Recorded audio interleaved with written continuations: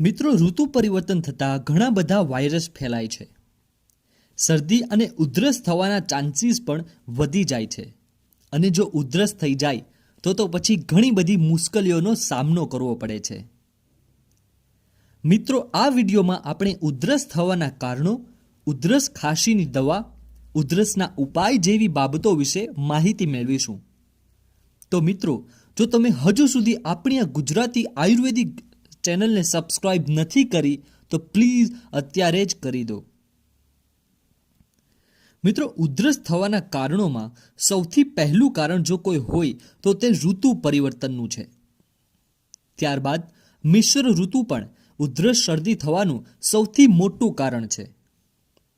આ ઉપરાંત ગરમીની સિઝન ચાલુ થતાં જ આપણે ઠંડુ પાણી, ઠંડા પીણા પીવાનું ચાલુ કરીએ છીએ, જે પણ ઉધરસ થવાનું એક મોટું કારણ છે.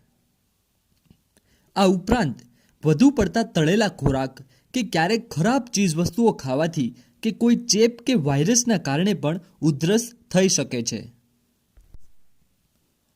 તો ચાલો હવે જાણીએ ઉધરસ ખાંસીની દવા કે ઉધરસનો સરળ ઇલાજ વિશે.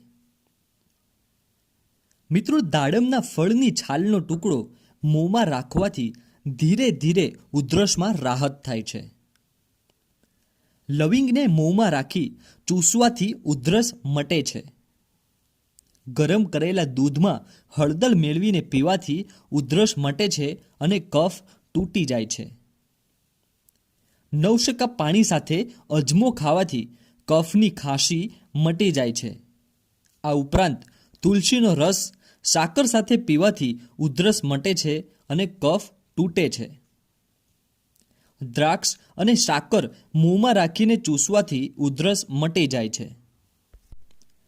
રાત્રે મીઠાની કાંકરી મોંમાં રાખીને ચૂસવાથી ઉધરસ ઓછી આવે છે. ખજૂર ખાધા પછી ઉપરથી થોડું ગરમ પાણી પીવાથી કફ પાતળો થઈને નીકળી જાય છે અને ઉધરસ તથા દમ મટી જાય છે. તો મિત્રો, આ હતા ઉધરસ મટાડવા માટેના આયુર્વેદિક ઉપાયો. મિત્રો, તમામ પ્રકારના આયુર્વેદિક ઉપચારો વિશેના વિડીયો જોવા માટે અત્યારે જ સબસ્ક્રાઇબ કરો આપણી ગુજરાતી અજબ ગજબ ચેનલ.